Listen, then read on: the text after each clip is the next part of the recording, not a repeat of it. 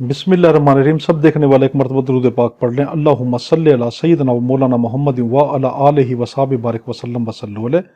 अस्सलाम वालेकुम। एडवोकेट मोहम्मद आसिफ असलम और आप देख रहे हैं लॉ एजुकेशनल एकेडमी चैनल।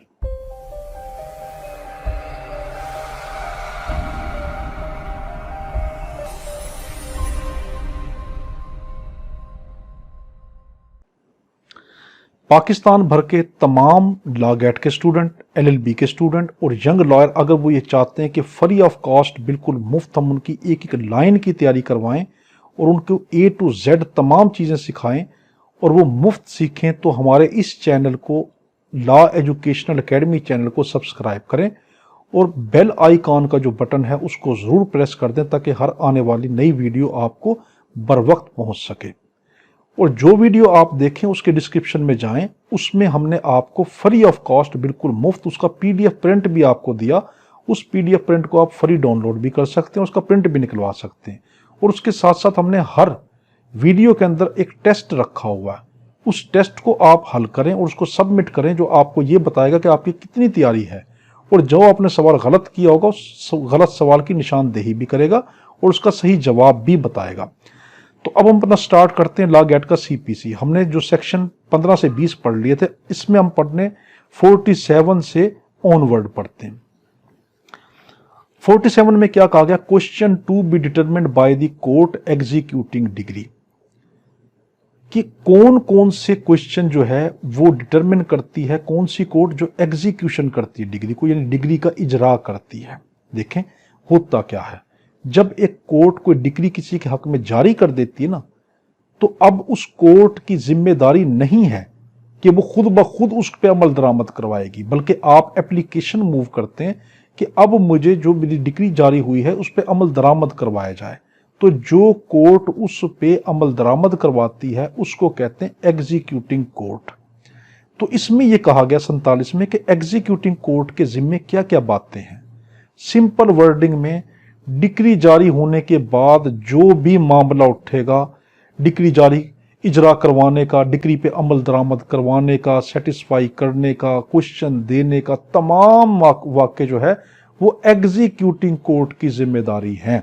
अगर आपसे लॉ गेट में पूछ ले कि एग्जीक्यूटिंग कोर्ट की जो जिम्मेदारी है वो ये नहीं है कि कुछ सवालों के जवाब दे कुछ के ना दे, नहीं।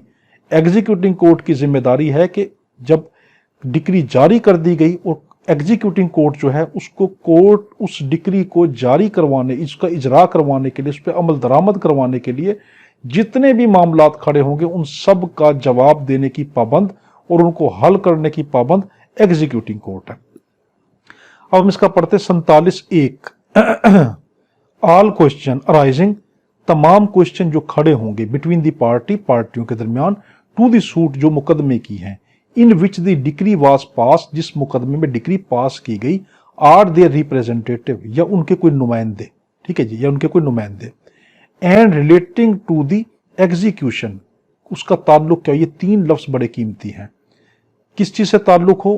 पहला एग्जीक्यूशन, डिग्री के एग्जीक्यूशन से हो, डिस्चार्ज से हो, ठीक है, अमल दरामद से हो, सेटिस्फैक्शन या सेटिस्फैक्शन से हो ऑफ द डिग्री, डिग्री के, शैल बी डिटरमिन्ड, शैल का लफ्ज है यहाँ पे जरूर है, मैंडेटरी प्रोविजन है, डिटरमिन्ड बाय द कोर्ट, वो कौन सी कोर्ट उन मामलों को हल करेगी? The court executing the degree, वो कोर्ट जो डिग्री को एग्जीक्यूट कर रही है, जो डिग्री पे अमल दरामद करवा रही है, डिग्री का इजरा करवा रही है।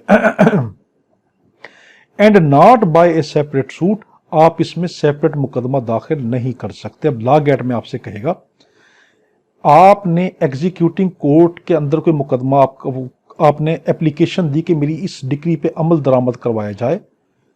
अगर कोई मामला खड़ा हो जाता है किससे? एग्जीक्यूशन से, डिस्चार्ज से या सेटिस्फैक्शन ऑफ डिग्री, तो ये वाला मामला आप अलग मुकदमा दायर करेंगे, सेपरेट सूट दाखिल करेंगे? आप कहेंगे बिल्कुल भी नहीं, बल्कि इसी एग्जीक्यूटिंग कोर्ट के अंदर मैं एप्लीकेशन दूंगा, मेरा ये वाला मामला हल करके दें। तो एग्जीक्यूटिंग कोर्ट की जिम्मेदारी होती है कि डिग्री पास होने के बाद तमाम मामलात को हल करें।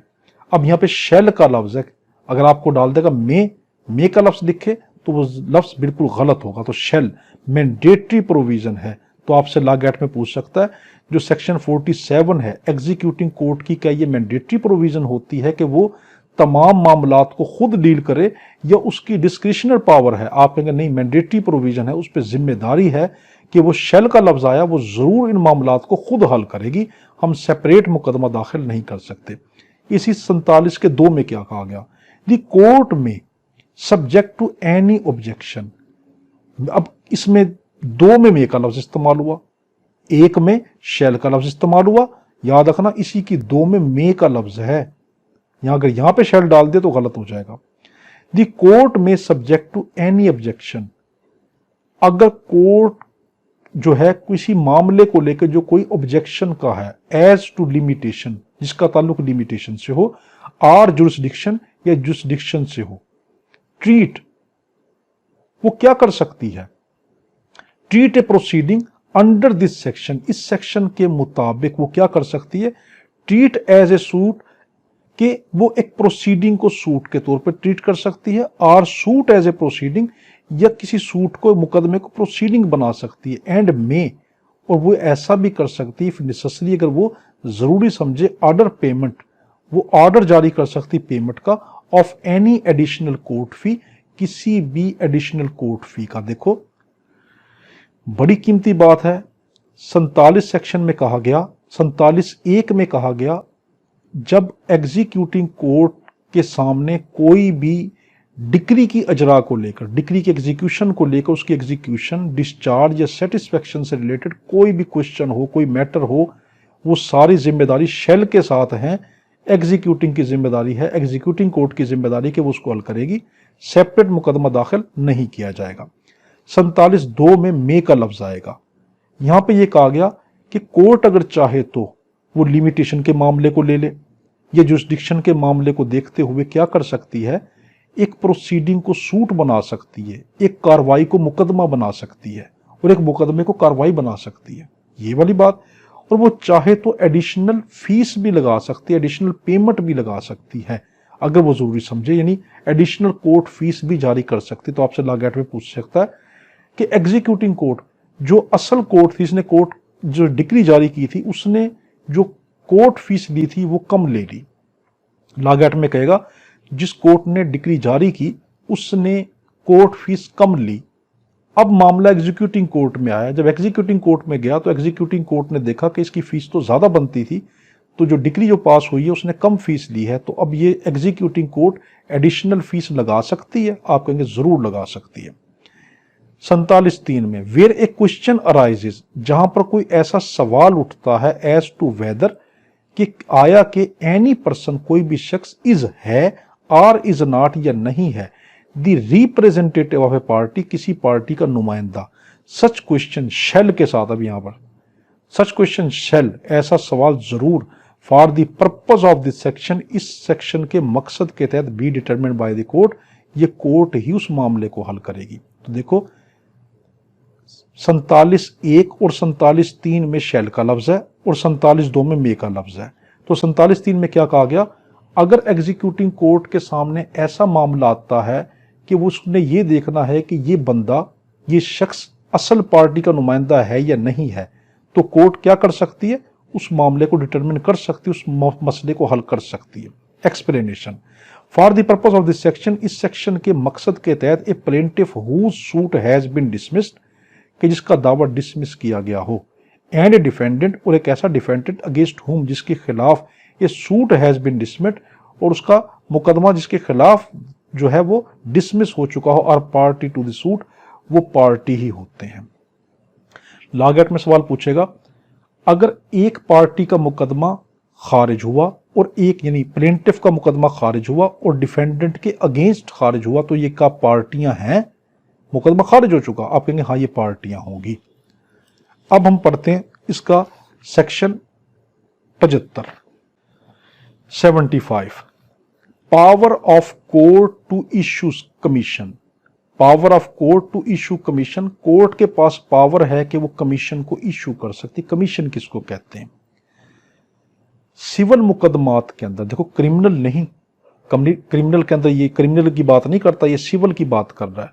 सिविल मुकदमात में अगर कोर्ट को ये लगे कि एक जगह जाना, अदालत वो उस ना तो शख्स को बुलवा सकती, मिसाल के तौर के ऊपर कहीं पे पर्दा नशीन औरतें हैं, या कहीं पे कोई बीमार है, या कहीं पे कोई ऐसी जायदाद है कि जिसको कोर्ट पे पेश नहीं किया जा सकता, या कहीं पे किसी जायदाद की तकसीम करनी हो, ठीक है, या कोई लोकल इन्वेस्टिगेशन करनी हो, ये तमाम के तमाम जो मामलात हैं इनके लिए अदालत क्या करती है, एक कमीशन मुकर्रर करती है, कुछ लोगों को अथॉरिटी देकर भेज देती है कि तुम मौका वारदात पर जाओ, उस मौके पे जाओ, मौका वारदात नहीं बल्कि मौके पे जाओ, उस मौके पे जाके देखो, वकूए पे जाके देखो क्या मामला है, और फिर रिपोर्ट मुझे आके दे दो।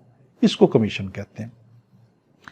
अब इसके अंदर बड़ी कीमती लफ्ज आएंगे, power of court to issue commission. Court की पावर है कि वो कमीशन को इशू कर सकती है, सब्जेक्ट टू सच कंडीशन, ये कंडीशन जरूर होंगी, एंड लिमिटेशन, और जो लिमिटेशन कानून लगा दे, यानी ये वाली कंडीशन जो नीचे दी जा रही है ए से डी तक, ये कंडीशन है, और जो क्या करे कि कोई उनके ऊपर कोई कंडीशन ऐसी लगा दे, कोई कानून कोई उसके ऊपर कंडीशन लगाए, एंड लिमिटेशन, या कोई लिमिटेशन लगा दे, मे बी प्रिस्क्राइब, जो प्रिस्क्राइब किए जाए, द कोर्ट में इशू, कोर्ट इशू कर सकती है मे के साथ।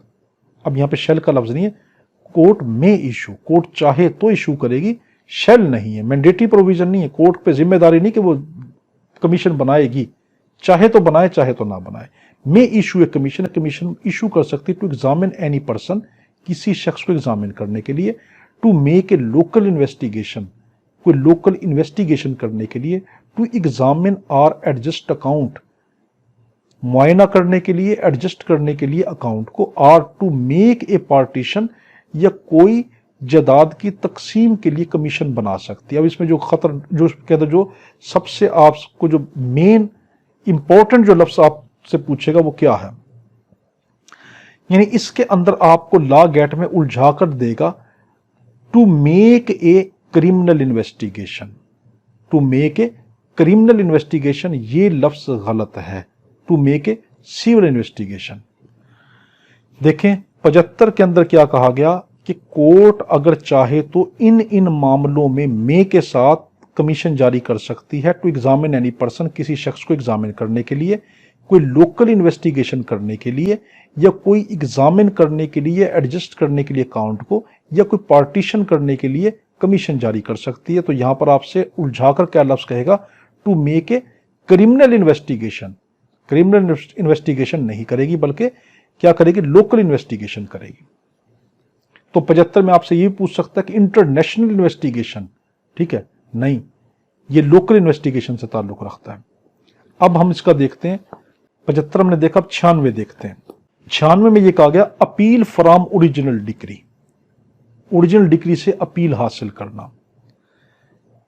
याद रखना तमाम डिक्रियां अपीलेबल होती हैं मां सिवाय कंसेंट डिक्री के, जिसको म्यूचुअल कंसेंट भी कहते हैं, या जिसको कंप्रोमाइज डिक्री भी कहते हैं। तो आप अपने जहन में क्या बिठा लें, एवरी का लफ्ज ठीक होगा, every decree is appealable except, मां सिवाय, द कंसेंट या म्यूचुअल कंसेंट, या क्या नाम है, कंप्रोमाइज डिक्री या कंप्रोमाइज डिक्री के, यानी हर अपील जो है, हर डिक्री अपीलेबल होती है मां सिवाय कंसेंट डिक्री के, या म्यूचुअल कंसेंट डिग्री के, या कंप्रोमाइज डिग्री के, ये बस कहा गया। तो हर डिग्री अपीलेबल, एवरी का लफ्ज ठीक है, सर्टेन डिग्री नहीं।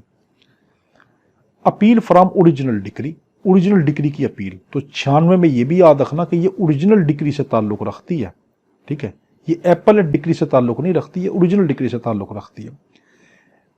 96(1) में कहा गया, से where otherwise expressly provided in the body of this code, या तो इसी किताब में कुछ और बात वाज़िया तौर पे कह दी गई हो, और बाय एनी अदर लॉ, या किसी और कानून ने कह दी हो, the time being in force, जो कि नाफिजुल वक्त हो, एन अपील शैल लाई, एक अपील जरूर की जाएगी, an appeal shall lie from every decree, हर डिक्री से अपील जरूर ली जाएगी, पास्ड बाय एनी कोर्ट, किसी भी कोर्ट ने पास की हो, एक्सरसाइजिंग, क्या इस्तेमाल करते हुए, ओरिजिनल जुरिस्डिक्शन, अपनी ओरिजिनल जुरिस्डिक्शन में, एप्पलेट जुरिस्डिक्शन नहीं, टू द कोर्ट, उस कोर्ट ने अथोराइज, कि जो इतनी ताकत रखती हो, टू हेयर, के वो सुने, अपील को, from the decision of such court, इस कोर्ट के डिसीजन से।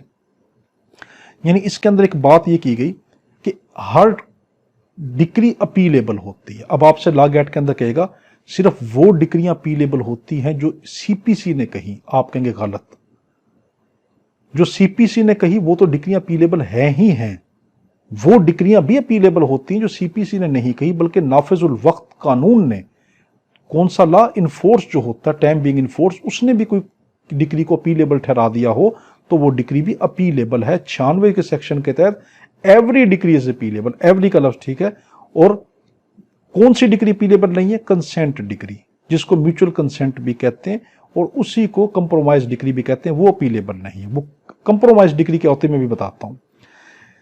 96(2) में एन अपील में lie from an original decree.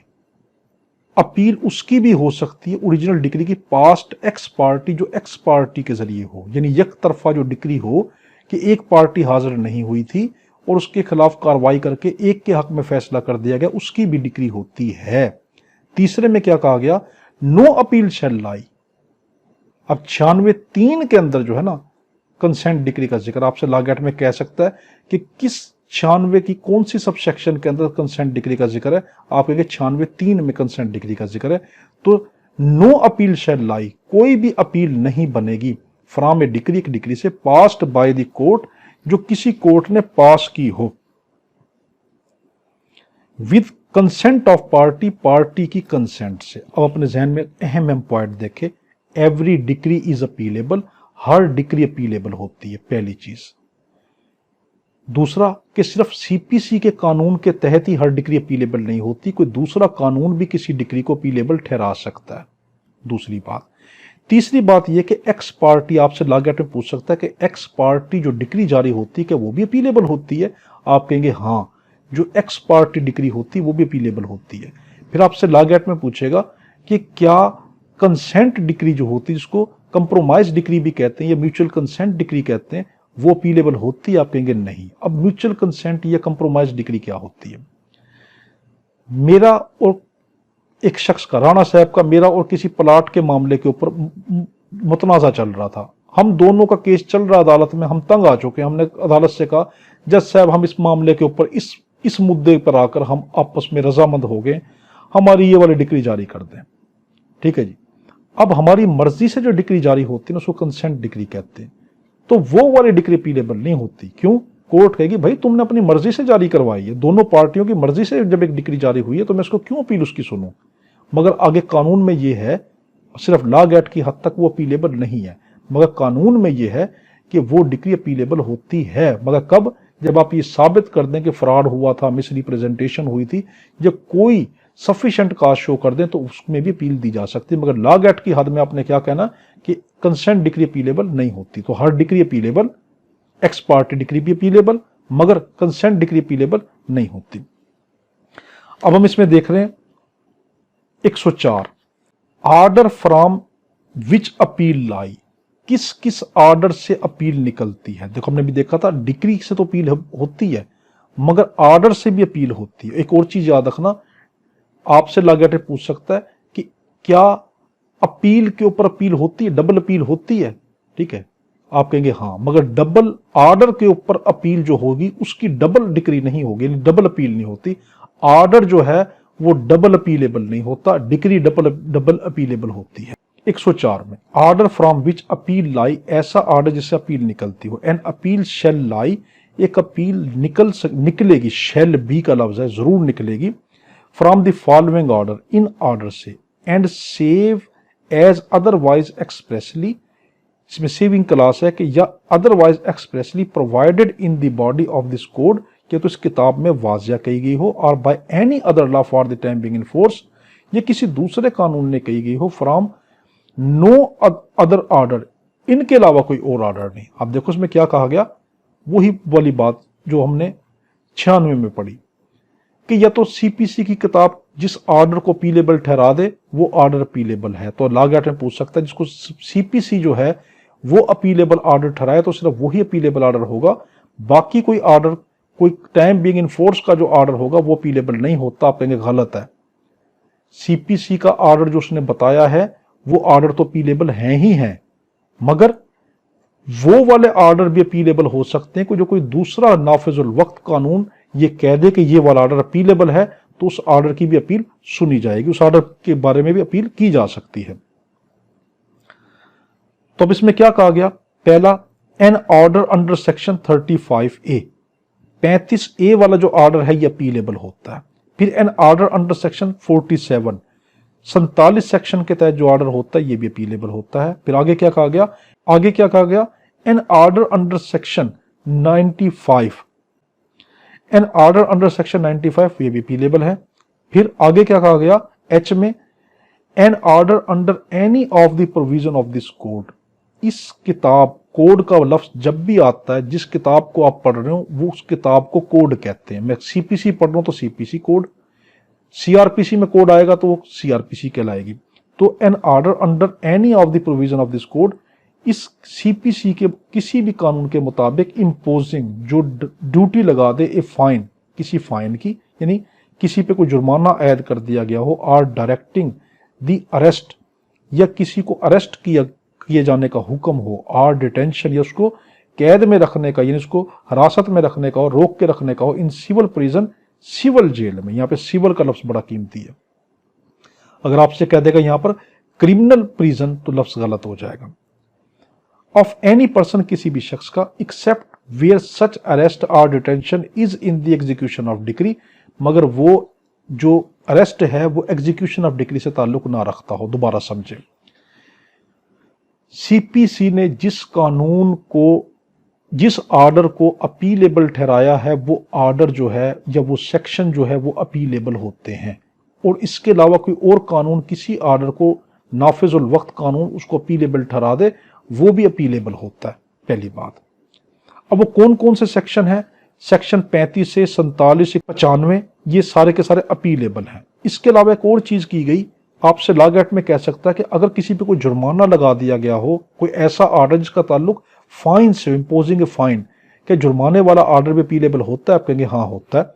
फिर आपसे कह देगा कि क्या किसी शख्स को अरेस्ट करने का ऑर्डर हो, सिविल अरेस्ट का हो या सिविल डिटेंशन का हो, तो क्या वो अपीलेबल है? आप कहेंगे हाँ। मगर अब सबसे अहम बात, अगर तो वो अरेस्ट एग्जीक्यूशन ऑफ डिक्री से रिलेटेड है तो वो ऑर्डर अपीलेबल नहीं है।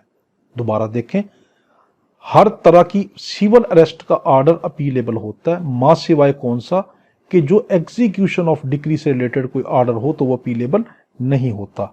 यानी एग्जीक्यूशन ऑफ डिक्री किसको कहते हैं कि डिक्री पे अमल दरामद करवाने का कोई ऑर्डर है। मेरे खिलाफ कोई डिक्री जारी हुई कि तुम ये अपना मकान खाली कर दो, और मैं मकान खाली नहीं कर रहा, अब मुझे जो पुलिस उठाकर लेके जा रही है, सिविल अरेस्ट कर रही है, ये वाला ऑर्डर जो है एग्जीक्यूशन ऑफ डिक्री वाला, डिक्री पे अमल दरामद करने वाला, ये अपीलेबल नहीं होगा। Any order made under rule from which an appeal is expressly allowed by the rule, ये किसी रूल के जरिए से वाज़ेह तौर के ऊपर कोई अपील की गई हो। तो देखो 104 में हमने सारा क्या देखा कि जितने भी सेक्शन दिए हैं ये, या कोई नाफिजुल वक्त कानून, कोई और कोई कानून को अपीलेबल, किसी ऑर्डर को अपीलेबल ठहरा दे, वो सब के सब अपीलेबल होते हैं। सिविल अरेस्ट, सिविल जुर्माना, ये भी अपीलेबल होता है। मगर एग्जीक्यूशन ऑफ डिक्री से रिलेटेड अगर कोई सिविल अरेस्ट है वो अपीलेबल नहीं होता।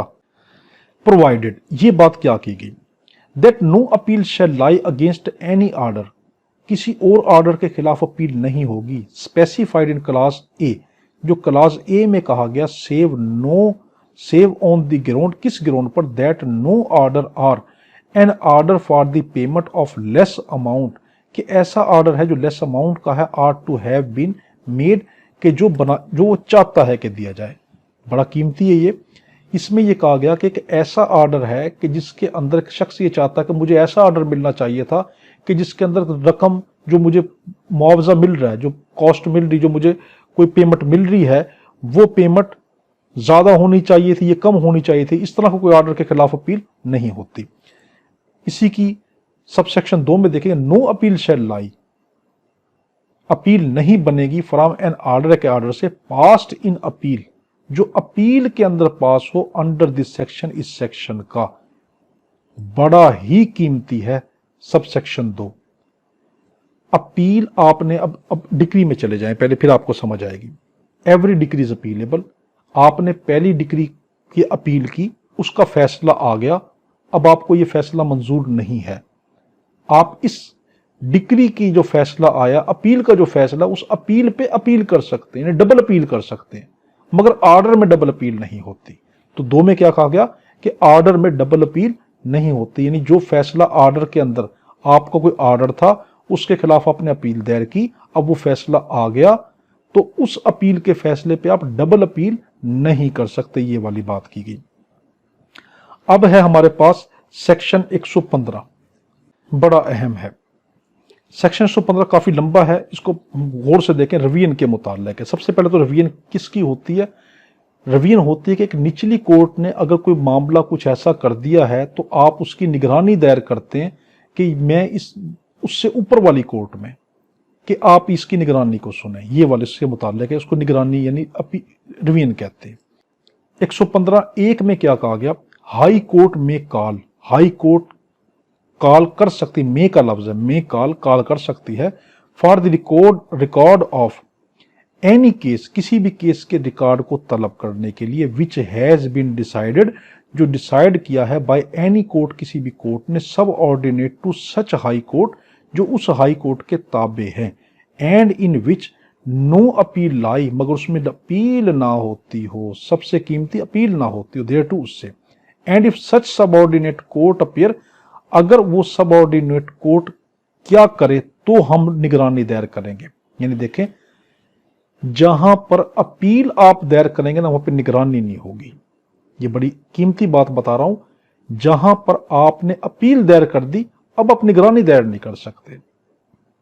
एक और कीमती बात बता रहा हूं कि जिन जिन मामलात में अपील नहीं होती, उन मामलात में तकरीबन 99.999% क्या होता है?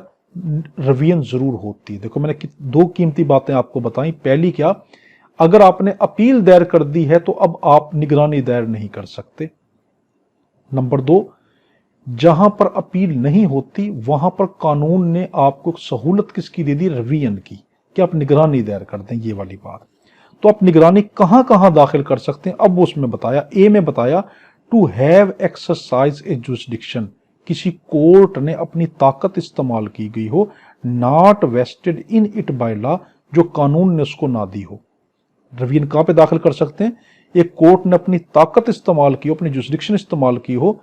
कौन सी जुरिसडिक्शन? जो कानून ने उसको दी ही ना हो और वो खुद ब खुद उसको इस्तेमाल करना शुरू कर दे। या to have failed to exercise, कि वो नाकाम हो चुकी है, ए जुरिसडिक्शन, एक जुरिसडिक्शन अपनाने में, टू वेस्टेड, जो उसको दी गई थी। ऊपर क्या कहा गया कि रिवीजन वहां पे दाखिल करेंगे कि एक कोर्ट को अथॉरिटी बनती ही नहीं थी, पावर थी ही नहीं, मगर उसने वो काम कर दिया, वहां पे रिवीजन बनेगी। बी में क्या कहा गया? एक कोर्ट को अथॉरिटी दी गई थी कि तुम ये काम करो, मगर वो नाकाम हो गई, तब रिवीजन बनेगी। सी में to have acted in the exercise of, to have acted, वो अमल कर रही है, in the exercise of jurisdiction, उस जुरिसडिक्शन को अपनाते हुए, इलीगली, के गैर कानूनी तौर पर, आर विद मटेरियल इरेगुलरिटी। तो 3 चीजों में आप निगरानी दायर कर सकते। पहला कि ऐसी जुरिसडिक्शन जो कोर्ट को दी ही नहीं गई और वो अपनी जुरिसडिक्शन से बढ़कर कोई काम कर रही है, उसके खिलाफ आप निगरानी दायर करेंगे। नंबर 2, उसके खिलाफ भी निगरानी आप दायर कर सकते हैं कि कोर्ट को जो जुरिसडिक्शन दी गई थी वो उस जुरिसडिक्शन पे पूरा नहीं उतर रही, नाकाम हो चुकी है। और तीसरी निगरानी कहां पे दायर कर सकते हैं? वहां पर भी जहां पे इलीगैलिटी हो या जहां पे मटेरियल इरेगुलरिटी हो। तो आपसे लगातार पूछ सकता है मटेरियल इरेगुलरिटी के ऊपर और इलीगैलिटी के ऊपर क्या निगरानी होती है, रिवीजन होती है? आप कहेंगे हाँ होती है। अब इसके अंदर आया,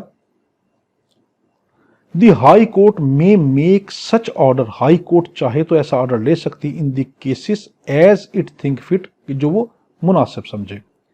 प्रोवाइडेड, प्रोविजन दी गई, provided that where a person make an application, जहां पे एक शख्स कोई दरखास्त देता है, अंडर दिस सबसेक्शन, इस सबसेक्शन के तहत, ही शैल, वो जरूर, in support of such application, उस एप्लीकेशन के साथ, फर्निश कॉपी, वो कॉपी लगाएगा, ऑफ द प्लीडिंग, उस दावे की, मुकदमे की, डॉक्यूमेंट, और जो डॉक्यूमेंट साथ हैं, and order of the subordinate court, और उस मातहत कोर्ट का ऑर्डर भी साथ लगाएगा, एंड द हाई कोर्ट, और जो हाई कोर्ट है, शेल जरूर, एक्सेप्ट फॉर रीजन, मां सिवाय उन वजूहात के, टू बी रिकॉर्डेड जो वो लिखेगी, डिस्पोज ऑफ सच एप्लीकेशन, इस एप्लीकेशन को निपटा देगी, without calling for the record, बगैर कोई रिकॉर्ड तलब किए गए, ऑफ द सबऑर्डिनेट कोर्ट, इस सबऑर्डिनेट कोर्ट के। तो प्रोविजन में क्या कहा गया, जब भी आप निगरानी दायर करेंगे तो आप क्या क्या कॉपी साथ लगाएंगे, आप क्या करेंगे, प्लीडिंग की कॉपी साथ लगाएंगे, यानी जो मुकदमा था आपकी उसकी फोटो कॉपी साथ लगाएंगे,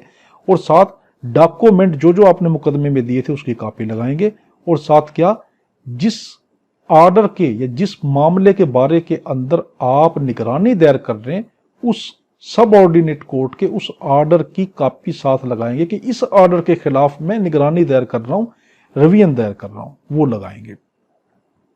और इसमें एक बड़ी कीमती बात यह की गई कि हाई कोर्ट चाहे तो सबऑर्डिनेट कोर्ट के रिकॉर्ड को तलब कर भी सकती है, चाहे नहीं भी कर सकती, हाई कोर्ट की पावर दे दी गई। अगली प्रोविजन क्या दी गई, प्रोवाइडेड फर्दर, मजीद क्या कहा गया, एट सच एप्लीकेशन, इस एप्लीकेशन पे shall be made with in 90 days, तो आप एप्लीकेशन कितने दे सकते हैं, 90 दिन के अंदर अंदर, रिवीजन की एप्लीकेशन किसमें, 90 दिन के अंदर अंदर, of the decision of subordinate court, subordinate court के फैसले के 90 दिन के अंदर अंदर आप एप्लीकेशन दे सकते हैं, किसकी, रिवीजन की। विच शेल प्रोवाइडेड, जो जरूर प्रोवाइड की जाएगी, एक कॉपी ऑफ सच डिसीजन, उस डिसीजन की कॉपी विद इन 3 डेज, 3 दिनों के अंदर, देयर ऑफ, उससे, एंड द हाई कोर्ट, और high court shell dispose of, वो फैसला कर देगी, ऑफ सच एप्लीकेशन, इस एप्लीकेशन का, विद इन 6 मंथ, 6 महीने में। अब देखो इसमें बड़ी कीमती बातें की गई। पहला ये कि जो सबऑर्डिनेट कोर्ट ने जो ऑर्डर दिया जिसके खिलाफ आप रिवीजन दाखिल करना चाहते हैं, तो जिस दिन वो फैसला हुआ था उसके 90 दिन के अंदर अंदर आप फैसला, आप एप्लीकेशन देंगे रिवीजन की, 90 दिन के अंदर अंदर आप रिवीजन की एप्लीकेशन देंगे, उसके बाद नहीं देंगे। फिर इसमें क्या कहा गया कि जिस कोर्ट ने आपका, सबऑर्डिनेट कोर्ट ने जो आपको फैसला दिया है, वो 3 दिन के अंदर अंदर फैसले की कॉपी आपको देने की पाबंद है। अब आपने 90 दिन के अंदर देनी, सबऑर्डिनेट कोर्ट ने 3 दिन के अंदर अंदर जो फैसला किया उसकी कॉपी देने की आपको पाबंद है। अब 3 दिन के अंदर कॉपी आपको मिल गई, अब 90 दिन है आपके पास, कौन से दिन से लेकर जिस दिन फैसला हुआ था, तो उस फैसले वाले दिन से लेकर आपके पास 90 दिन है। उस 90 दिन के अंदर आप क्या करें, आपके हाथ में जब कॉपी आ गई, आपके पास 90 दिन है, आप क्या करें, अब अपना मुकदमा दे, आप क्या करें, अपनी रिवीजन दाखिल कर दें, उसकी एप्लीकेशन दे दें। अब आपसे लॉ गेट में पूछेगा हाई कोर्ट कितने दिनों के अंदर इस रिवीजन के फैसले को करेगी, आप कहेंगे 6 महीने के अंदर अंदर करेगी। तो लॉ गेट में 3 सवाल पूछ सकता है कि जो रिवीजन होती है, इसका जो सबऑर्डिनेट कोर्ट है वो अपना फैसला कितने दिनों के अंदर कॉपी देती है, आप कहेंगे 3 दिन में। फिर पूछ सकता है रिवीजन की एप्लीकेशन कितने दिनों में दी जा सकती है, आप कहेंगे 90 दिनों में। फिर आपसे पूछेगा जो आप एप्लीकेशन हाई कोर्ट को देंगे रिवीजन की, वो कितने दिनों में उसका फैसला कर देगी, आप कहेंगे 6 माह के अंदर। इसमें यानी सब सेक्शन 2 की गई। अब हम पहले पढ़ी थी 115 की सब सेक्शन 1 पढ़ी थी, अब हम 115 की सब सेक्शन 2 पढ़ रहे हैं। वो क्या है, द डिस्ट्रिक्ट कोर्ट, जो जिली कोर्ट है, में एक्सरसाइज द पावर कन्फर्ड, वो उसी ताकत को इस्तेमाल कर सकती जो दी गई है on the high court, high court को, by sub section 1, sub section 1 के जरिए, in respect of any case, किसी भी केस के मामले में डिसाइडेड, जो डिसाइड किया गया है, by the court subordinate to such district court, उस कोर्ट ने जो डिस्ट्रिक्ट कोर्ट के ताबे है। यानी इसमें क्या कहा गया, हाई कोर्ट को रिवीजन की पावर है, मगर हाई कोर्ट की यही पावर डिस्ट्रिक्ट कोर्ट को भी दे दी गई कि तुम भी क्या कर सकती हो, अपनी सब ऑर्डिनेट कोर्ट की ऊपर निगरानी कर सकती हो, ये कहा गया।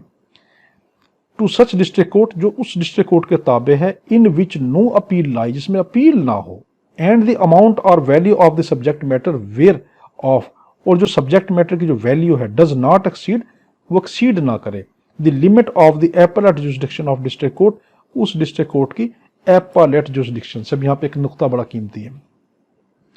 आपसे लॉ गेट ने पूछेगा रिवीजन की पावर सिर्फ हाई कोर्ट को होती है, आप कहेंगे हाई कोर्ट को तो है, मगर डिस्ट्रिक्ट कोर्ट भी इस पावर को इस्तेमाल करती है।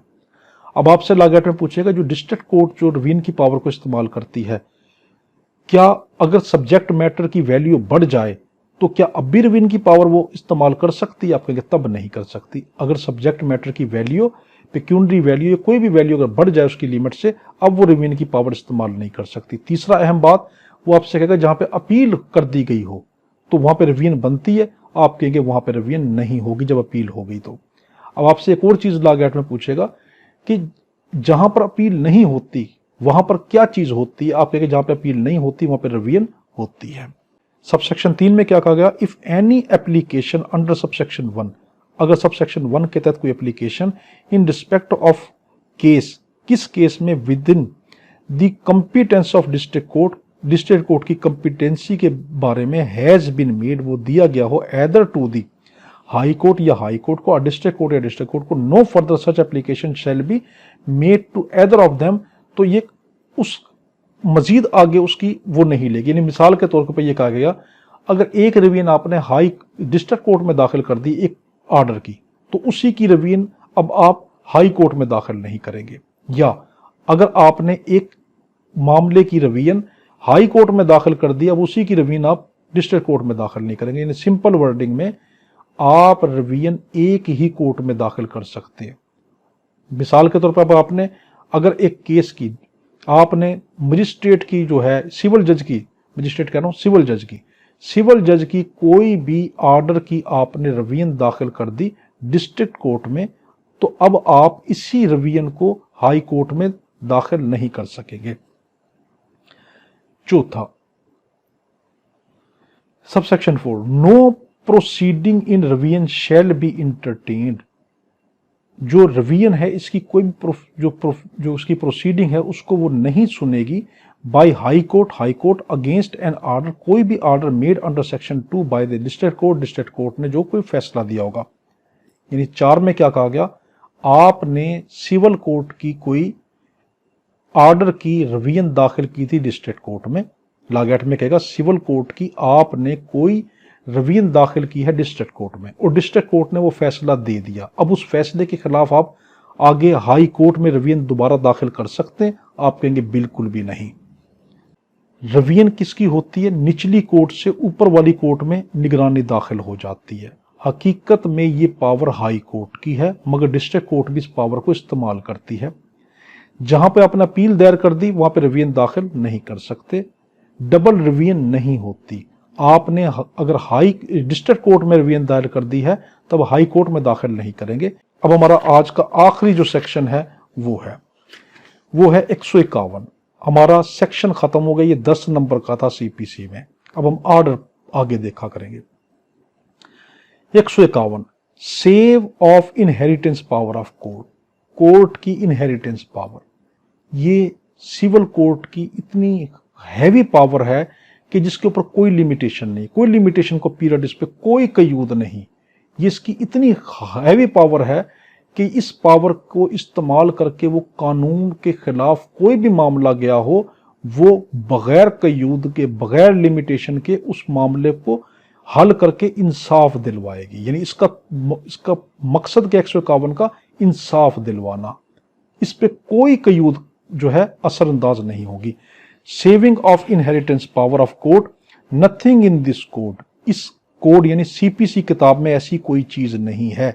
शैल बी डीम्ड कि जिसको हम तसव्वुर करके बैठ जाएं टू लिमिट के वो महदूद कर देगी, और अदरवाइज इफेक्ट या किसी तरीके से असरअंदाज हो जाएगी the inheritance power of the court की वरासती पावर पर, इनहेरिटेंस पावर पर, टू मेक सच ऑर्डर कि वो एक ऐसा ऑर्डर जारी करेगी एज मे बी नेसेसरी, जो जरूरी होगा for the end of justice के लिए, or to prevent abuse of the process of the court, या कोर्ट की अब्यूज को, कोर्ट की किसी गलती को सुधारने के लिए।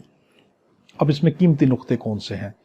सबसे पहले आपसे पूछेगा कि क्या इनहेरिटेंस पावर के ऊपर कोई लिमिटेशन होती है या कोई उसके ऊपर कोई ऐसा इफेक्ट कोई चीज डाल सकती है? आप कहेंगे बिल्कुल नहीं डाल सकती, पहली बात। नंबर 2, आपसे लॉ एक्ट के अंदर पूछेगा कि इनहेरिटेंस पावर किस लिए की जाती है? आप कहेंगे किस लिए, necessary for the end of justice के लिए, और to prevent abuse of the process of court की अब्यूज जो है ना, अब्यूजमेंट ऑफ कोर्ट को रोकने के लिए। तो किसके लिए? For the end of justice के लिए, आर टू प्रिवेंट या रोकने के लिए abuse of the process of court court की प्रोसेस की अब्यूज को रोकने के लिए। अब आपसे लॉ गेट में पूछ लेगा इसमें लिमिटेशन एक्ट अप्लाई होता है, जो लॉ ऑफ लिमिटेशन एक्ट है वो इसके ऊपर असरअंदाज होता है, कहेंगे नहीं। यानी सिंपल वर्डिंग में 151 जो है ये बड़ी हैवी पावर है किसकी, सिविल कोर्ट की, और इस इनहेरिटेंस पावर पे कोई चीज असरअंदाज नहीं होती। यहां तक का था हमारा सेक्शन खत्म हो गया। हमारा में दुआ करना, अल्लाहुम्मा सल्ली अला सय्यिदिना मौलाना मुहम्मद व अला आलिहि व सल्लम। अल्लाह हाफिज।